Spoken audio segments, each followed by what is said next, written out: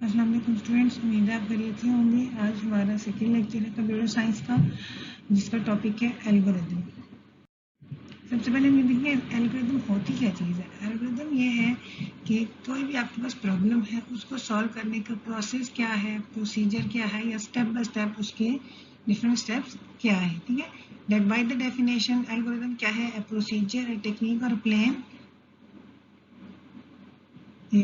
Plan that is step by step problem solving method. Algorithm जो है वो एक step by step problem solving method है जो कि इजीली आप अंडरस्टैंड कर सकते हैं और आप इजीली उसको फॉलो कर सकते हैं। ठीक है, ये सारे स्टेप्स वो हैं जो क्लियरली डिफाइन करते हैं कि किस सीक्वेंस में आप ऑपरेशंस परफॉर्म करेंगे तो आपका प्रॉब्लम सॉल्व होगा।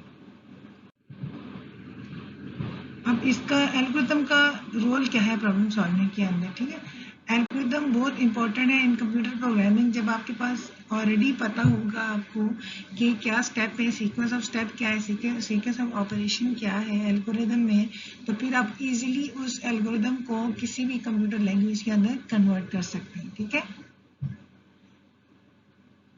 और एल्गोरिथम बनाना किसी भी प्रॉब्लम सॉल्व करने को या किसी भी प्रोग्राम कंप्यूटर प्रोग्राम लिखने से पहले ये पहला स्टेप होता है कि आप उसकी एल्गोरिथम बनाते हैं।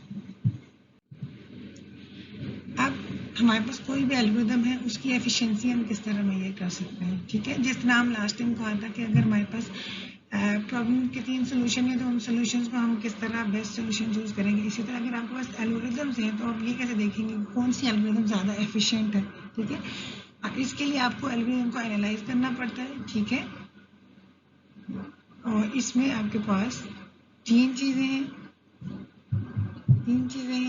जिनको आप time, memory and storage spaces. अब जो एल्गोरिथम एफिशिएंट होगी वो ये होगी कि वो कम टाइम में आपका काम करती है, कम मेमोरी यूज़ करती है और कम स्टोरेज स्पेस यूज़ करती है। ठीक है, लेकिन ऐसा होना मुश्किल होता है कि एक ही एल्गोरिथम ये तीनों चीज़ें फुलफिल कर रही हो। ठीक है, तो अब ये डिपेंड करता है जब एल्गोरिथम आप चूज़ करते हैं कि आप जो भी प्रॉब्लम सॉल्व कर रहे हैं उसमें आपके लिए टाइम ज़्यादा इंपॉर्टेंट है, मेमोरी ज़्यादा इंपॉर्टेंट है या स्टोरेज स्पेस ज़्यादा इंपॉर्टेंट है। तो जो चीज़ आपके लिए ज़्यादा इंपॉर्टेंट है उसकी बेस पे आप उसकी एफिशिएंसी जो है वो मेजर करते हैं। सबसे पहले हम एल्गोरिथम की एग्जांपल देखते हैं। एक एग्जांपल लेते हैं। हमारे पास प्रॉब्लम है find the sum product in average of 5 numbers. ठीक है, हमारे पास 5 नंबर हैं और उन 5 नंबर का हमने सम भी लेना है, मल्टीप्लिकेशन भी करनी है और एवरेज भी फाइंड करना है। सबसे पहले हेडिंग जो एल्गोरिथम के अंदर आती है वो प्लानिंग द सॉल्यूशन है। इस तरह हम प्रॉब्लम सॉल्विंग में पढ़ा था कि प्लानिंग द सॉल्यूशन के अंदर हमें ये देखना होता है कि इनपुट क्या होगी, आउटपुट क्या होगी और किस तरह हमने इनपुट को आउटपुट में कन्वर्ट करना। इनपुट, इस केस में इनपुट में हम क्या लिखेंगे, इनपुट हमारे पास क्या होनी चाहिए 5 नंबर्स। हमारे पास 5 नंबर्स होंगे तभी हम उनका सम प्रोडक्ट या एवरेज ले सकेंगे। तो इनपुट हमारे पास क्या होगी 5 गिवन नंबर्स। उसके बाद रिक्वायर्ड आउटपुट, आउटपुट क्या है हमारे पास जिसके जो हमें चाहिए इस प्रॉब्लम में, वो ये है कि हमारे पास सम हो, प्रोडक्ट हो और एवरेज हो 5 नंबर्स का।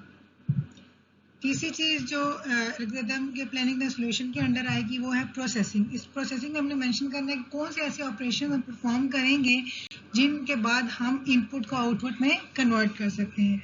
अब प्रोसेसिंग में लिखा हुआ है एडिशन। एडिशन जब हम करेंगे तो सम हमारे पास आ जाएगा, जब हम मल्टीप्लिकेशन करेंगे तो हमारे पास प्रोडक्ट आ जाएगा, जब हम डिवीजन करेंगे नंबर्स की तो हमारे पास उसका एवरेज आ जाएगा।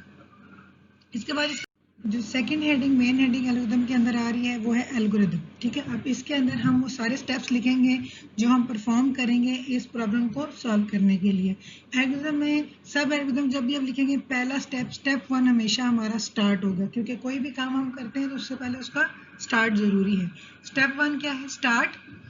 सेकेंड लाइन लिखिए let the 5 numbers be a is equal to 2, b is equal to 5, c is equal to 8, d is equal to 4 and e is equal to 12। अब जैसे हमने कहा था कि सबसे पहले हमें 5 नंबर्स इनपुट चाहिए। ठीक है, अब हम एज्यूम कर रहे हैं कि हमारे पास 5 नंबर्स हैं a, b, c, d and e और हर एक को हमने एक स्पेसिफिक वैल्यू असाइन कर दिया। लेट का मतलब ये है कि हम सपोज कर रहे हैं कि ये नंबर ये है। एग्जैक्टली ये नंबर नहीं होंगे लेकिन आपको प्रोसेस बताने के लिए कोई ना कोई नंबर्स को एज्यूम करना पड़ेगा। आपके पास ये 5 नंबर्स आ गए A B C D E के अंदर जिनका हमने सम लेना है। स्टेप 2 में हम क्या करेंगे, उनका सम लेंगे, फाइंड द सम। ठीक है, इसको हम वर्डिंग में भी लिखेंगे और साथ इसका फॉर्मूला भी लिखेंगे। फॉर्मूले में क्या होगा कि sum is equal to A plus B plus C plus D and plus D plus E, sorry, ठीक है। सेकंड स्टेप में हमने उसका सम फाइंड कर लिया। स्टेप 3 के अंदर find the product. Product is P R O D जो साथ लिखा हुआ है, ये वो वेरिएबल है जिसके अंदर हम इसकी वैल्यू सेव करेंगे। For example A multiply by B multiply by C multiply by D multiply by E का जो आंसर है वो पी आर ओ डी के अंदर प्रोड के अंदर सेव हो रहा है, इसीलिए हमने लिखा है प्रोड इज इक्वल टू, जैसे मैथमेटिक्स में होता है एक्स इज इक्वल टू 1, तो x के अंदर 1 की वैल्यू जो आती है ना, x इक्वल टू 1 होता है। इसी तरह प्रोडक्ट के अंदर इन पांचों वेरिएबल की मल्टीप्लिकेशन का आंसर जाएगा। स्टेप 4 में फाइंड द एवरेज। एवरेज कैसे फाइंड करते हैं? एवरेज का वेरिएबल हमने लिखा एवीजी, और AVG is equal to sum divided by 5। Sum को हम डिवाइड करते हैं जितने टोटल नंबर ऑफ नंबर्स हमारे पास या डिजिट्स अवेलेबल होते हैं उनको। तो हमारे पास 5 नंबर्स थे तो हमने उनके सम को डिवाइड कर दिया 5 से, तो हमारे पास एवरेज आ गई। स्टेप 5 में अब हमने कैलकुलेट तो कर दिया, सम प्रोडक्ट और एवरेज हमने कैलकुलेट कर दिया, लेकिन उसको हमने आउटपुट भी करना है, ठीक है। तो स्टेप 5 के अंदर हमारे पास क्या होगा? आउटपुट सम प्रोड एंड एवरेज। सम के अंदर हमारे पास एडिशन का आंसर सेव है, प्रोड के अंदर हमारे पास मल्टीप्लिकेशन का आंसर सेव है, और एवरेज के अंदर एवीजी के अंदर हमारे पास एवरेज का आंसर सेव है। इसके बाद स्टेप 6 लास्ट स्टेप जो भी होगा हमारी एल्गोरिथम का वो हमेशा होगा स्टॉप। तो 2 स्टेप तो सब के अंदर इक्वल होंगे। फर्स्ट स्टेप इज स्टार्ट और लास्ट स्टेप हमेशा क्या होगा? स्टॉप। और इसके दरमियान आपने इनपुट भी लेनी होगी, और इनपुट के बाद स्टेप बाय स्टेप जो प्रोसेसिंग आप कर रहे हैं, जिस तरह आपने आंसर सॉल्व करना है, वो सारी चीजें इसके अंदर अवेलेबल हैं। अब हम नेक्स्ट एग्जांपल की तरफ जाते हैं। प्रॉब्लम 2 जो आपकी बुक के अंदर है वो है find the largest of 3 unequal numbers, ठीक है। ये हमारे पास प्रॉब्लम है कि 3 नंबर्स गिवन है, उनके अंदर से हमने सबसे बड़ा नंबर फाइंड करना। Planning the solution, first heading, इसमें इनपुट क्या होगी? हमने 3 नंबर्स में से लार्जेस्ट नंबर फाइंड करना है, तो हमारे पास इनपुट क्या होना चाहिए? 3 अनइक्वल नंबर्स। अनइक्वल जरूर होने चाहिए, तभी हम बता सकेंगे कि वो कौन सा ग्रेटर है। रिक्वायर्ड आउटपुट क्या है?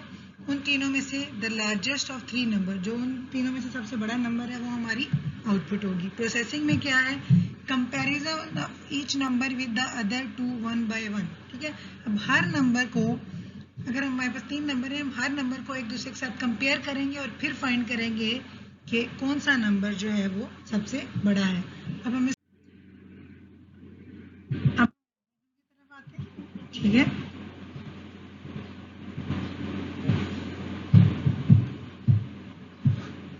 इसके अंदर एल्गोरिथम आपने स्टार्ट करना है।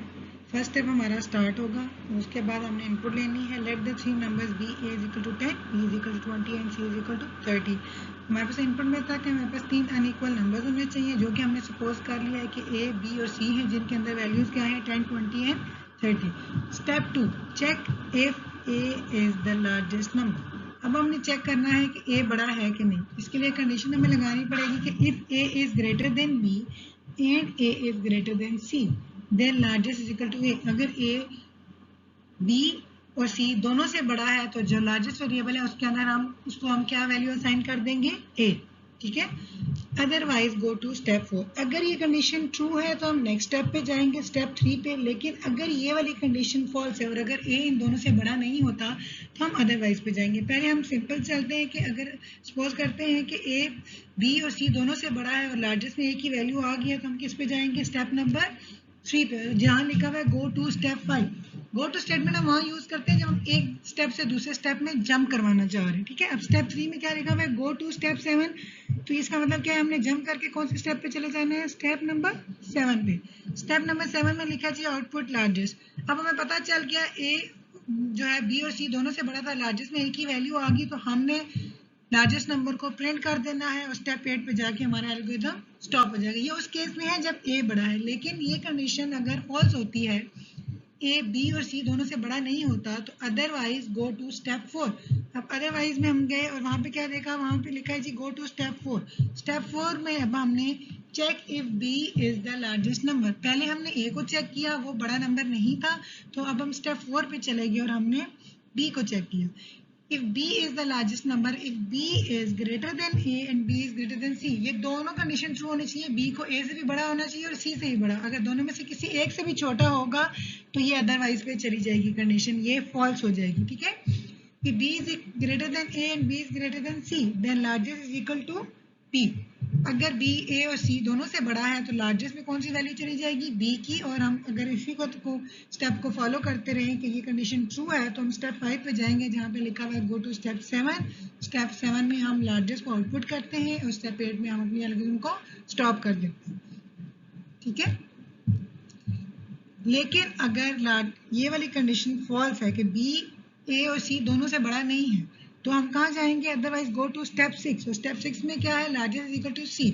अब ये डायरेक्टली क्यों यहाँ कंपैरिजन क्यों नहीं किया, इसलिए कि a को हम ऑलरेडी कंपेयर कर चुके हैं, हमें पता चल चुका है कि a लार्जेस्ट नहीं है। इसी तरह b को भी हम कंपेयर कर चुके हैं, यहाँ पे स्टेप 4 के अंदर हमें वो पता चल चुका है कि b लार्जेस्ट नहीं है। तो अंडरस्टूड सी बात है कि 3 नंबर्स हैं जिसमें 2 लार्जेस्ट नहीं है तो थर्ड वाला ही आपका लार्जेस्ट होगा जो कि है c। और लार्जेस्ट c आउटपुट आपने लार्जेस्ट को काट दिया और स्टेप 8 में आपका एल्गोरिथम स्टॉप हो गया। अब इसी को हम फॉलो करते हुए कंप्यूटर के अंदर प्रोग्रामिंग भी करते हैं। हम एक और एग्जांपल देखते हैं। एक और एग्जांपल देखें, problem number 7 of your book.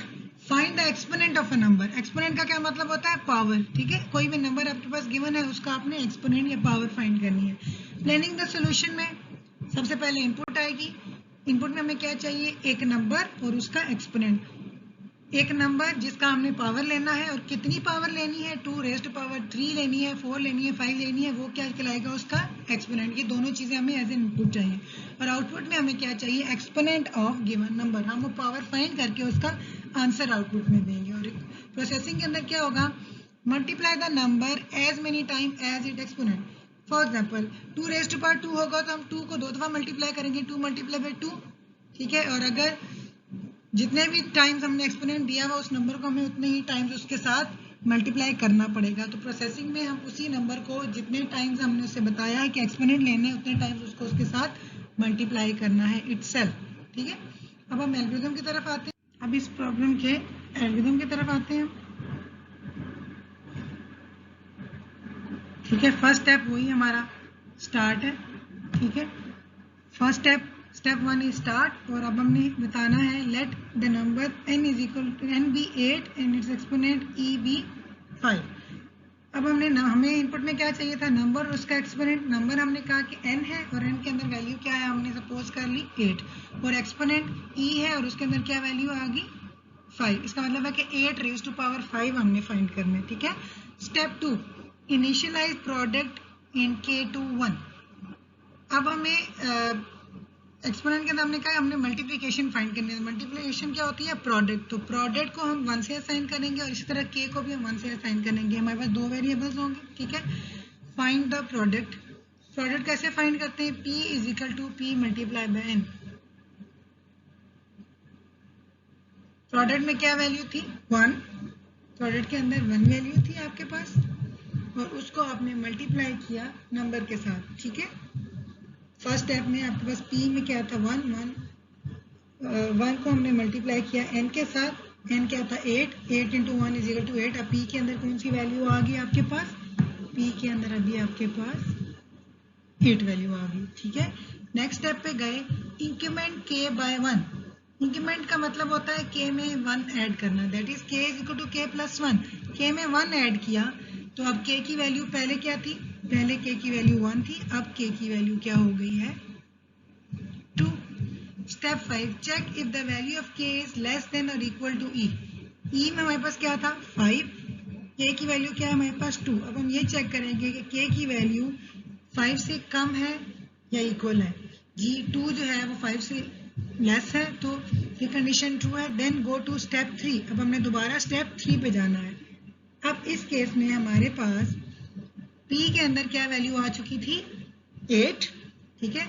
अब ये p की वैल्यू चेंज हो चुकी थी, 8 हो गई थी और 8 को हमने मल्टीप्लाई बाय n करना है। n क्या था 8, 8 8 64। अब हमारे पास 8 के अंदर पहले वाली वैल्यू क्रॉस हो गई।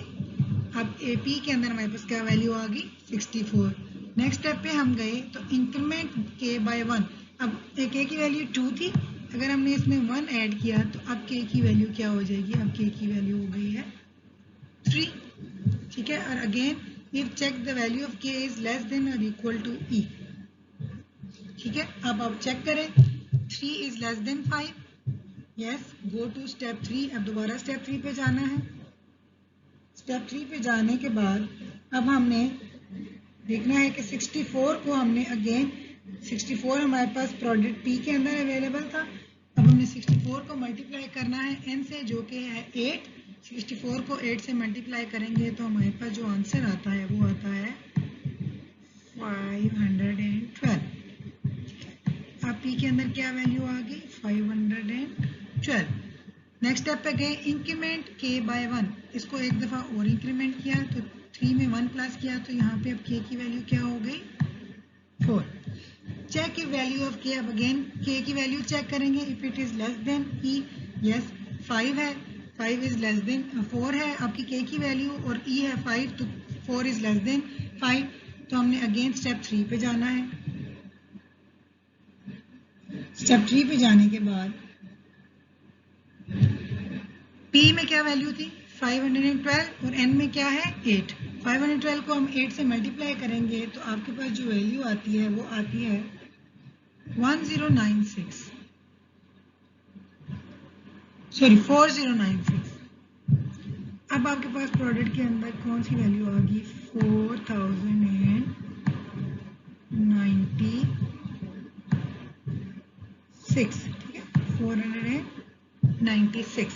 अगेन अब हमने नेक्स्ट स्टेप पे गए, इंक्रीमेंट बाय के बाय 1। के में 1 प्लस किया तो यहाँ 4 था, 4 में जब हम 1 प्लस करेंगे तो क्या हो जाएगा? ये 5 हो जाएगा। अब अगेन हमने चेक करना है कि value of K is less than और इक्वल टू ई है कि नहीं। इक्वल टू, देखें इक्वल टू भी, के भी 5 है और ई भी 5 है, दोनों इक्वल हैं, yes. Then go to step 3। अब हमने दोबारा स्टेप 3 पे जाना। अब हमारे पास पी में क्या वैल्यू थी? 4096 और एन के अंदर हमारे पास क्या वैल्यू थी? 8। जब हम इसको मल्टीप्लाई करेंगे 4096 को 8 के साथ, तो अब जो हमारे पी के अंदर वैल्यू आएगी वो आएगी 32,768। ये हमारे पास वैल्यू आ गई पी के अंदर। अब नेक्स्ट स्टेप में हमने इंक्रीमेंट अगेन किया, के को 1 प्लस करना है तो 5 की जगह ये अब क्या हो गया? 5 + 1 is 6 हो गया। Check if the value. अब अगेन हम चेक करेंगे, के में है 6 और ई में है 5। 6 इज लेस देन 5, नो। तो अब हम इस कंडीशन, ये कंडीशन फॉल्स हो गया तो हम अदरवाइज पे जाएंगे। अदरवाइज पे क्या लिखा हुआ है? Go to step 6। स्टेप 6 पे हम गए तो आउटपुट पी के अंदर हमारे पास क्या वैल्यू थी? 32,768। अब हमने ये आउटपुट जो है वो वैल्यू जो है वो आउटपुट कर दी। स्टेप 7 पे हमने स्टॉप कर दिया। देखिए ये स्टेप बाय स्टेप चल रही है। एल्गोरिथम एक ही तरफ आपने लिखी है, लेकिन मल्टीपल स्टेप्स के अंदर इसके अंदर वैल्यूज चेंज हो रही हैं। और कंपैरेटिवली सिंपल प्रॉब्लम देखते हैं। ठीक है, प्रॉब्लम नंबर 12 आपके चैप्टर का, जिसमें है convert temperature from Fahrenheit to Celsius. 2 units होते हैं टेम्परेचर के, फ़ारेनहाइट और सेल्सियस। तो अगर आपको फ़ारेनहाइट में टेम्परेचर गिवन हो तो आप उसको सेल्सियस में कन्वर्ट कर सकते हैं। तो ये प्रॉब्लम है कि फ़ारेनहाइट को सेल्सियस में किस तरह कन्वर्ट करना है। First part is planning the solution. Input क्या है? Temperature in Fahrenheit. इनपुट हमें टेम्परेचर ही देना पड़ेगा जो कि होगा फ़ारेनहाइट यूनिट के अंदर। आउटपुट क्या है? Temperature in Celsius. फ़ारेनहाइट को हमने कन्वर्जन फार्मूले के थ्रू सेल्सियस में कन्वर्ट करना है। प्रोसेसिंग में हमने क्या करना है? Compute the temperature in Celsius from Fahrenheit using conversion formula. अब जिस तरह एरिया फाइंड करने का फार्मूला होता है, इसी तरह फ़ारेनहाइट को सेल्सियस में कन्वर्ट करने का ही फार्मूला। तो वो फार्मूला यूज़ करके प्रोसेसिंग के अंदर हमने इसका टेम्परेचर इन सेल्सियस फाइंड करना है। अब हम इसके एल्गोरिथम की तरफ आते हैं। Step 1 is start. अब हम स्टार्ट है, स्टार्ट करने के बाद हमने इनपुट बतानी है। Let the temperature in Fahrenheit F हमने सपोज किया कि हमारे पास टेम्परेचर है इन फ़ारेनहाइट और उसकी वैल्यू हमने बता दी 100। ठीक है, हमने सपोज किया कि एफ है 100 के इक्वल। स्टेप 2 के अंदर हमने उसका कैलकुलेट टेम्परेचर इन सेल्सियस। ठीक है, अब इसका फॉर्मूला आपको याद भी करना पड़ेगा और बाज़ दफ़ा आपको दिया भी होता है। ठीक है, Celsius is equal to 5 / 9 multiply by F - 32। ठीक है, अगर आपके पास फ़ारेनहाइट गिवन हो तो ये फार्मूला है जिससे आपके पास एरिया ऑफ सर्कल या एरिया ऑफ स्क्वायर का पर्टिकुलर फार्मूला होता है। ठीक है, स्टैंडर्ड फार्मूला था। इसी तरह इसको फ़ारेनहाइट को सेल्सियस में कन्वर्ट करने का भी स्टैंडर्ड फार्मूला है 5 divided by 9 multiply by f minus 32। अब ब्रैकेट क्यों लिखी हुई है कि पहले आप f में से 32 माइनस करेंगे, फिर इसके बाद मल्टीप्लिकेशन होगी। ठीक है, स्टेप 3 के अंदर हमने जो आउटपुट, जो सी में हमने वैल्यू फाइंड की इस फार्मूला के थ्रू, वो हम आउटपुट कर देंगे और स्टेप 4 के अंदर हम उसको स्टॉप कर देंगे। तो हमारे पास इस एल्गोरिथम के थ्रू आपका जो टेम्परेचर है वो फ़ारेनहाइट से सेल्सियस के अंदर कन्वर्ट हो जाए। अब होपफुली आपको एल्गोरिथम में समझ आ गई होगी क्या चीज़ें लिखनी है। एल्गोरिथम में बेसिक दो चीज़ें जो हमने लिखनी होती है, प्लानिंग द सॉल्यूशन और एल्गोरिथम। प्लानिंग सॉल्यूशन के अंदर आपने इनपुट, रिक्वायर्ड आउटपुट और प्रोसेसिंग को मेंशन करना होता है, जबकि एल्गोरिथम के अंदर आपने स्टेप वाइज सॉल्यूशन को मेंशन करना होता है। अब ये आपकी फर्स्ट असाइनमेंट है। ठीक है, आपके दो क्वेश्चंस मैंने दिए हैं, ये these are from your exercise. आपने इनकी एल्गोरिथम लिख के उसकी इमेज बना के मुझे सेंड करनी है। उस इमेज के ऊपर काइंडली अपना नाम और सेक्शन जरूर मेंशन कीजिएगा। ठीक है, जिस पेज की आप पिक्चर ले रहे हो, अगर दोनों डिफरेंट असाइनमेंट दोनों क्वेश्चन की डिफरेंट पेज पे है तो you have to write your name on each of the page, ताकि मुझे पता चले कि किसने मुझे असाइनमेंट सेंड किया किसने, और इसकी मैं मार्किंग करूंगी। ठीक है, इन दोनों क्वेश्चंस की आपने मुझे एल्गोरिथम लिखकर सेंड करनी है as an assignment, then I will check it. और question are easy. Write an algorithm to calculate the area of a rectangle for given breadth in length. और second है write an algorithm that inputs length in inches and calculate and print it in centimeters. Good luck for this lecture, and I'll get back to you in the next lecture. Thank you.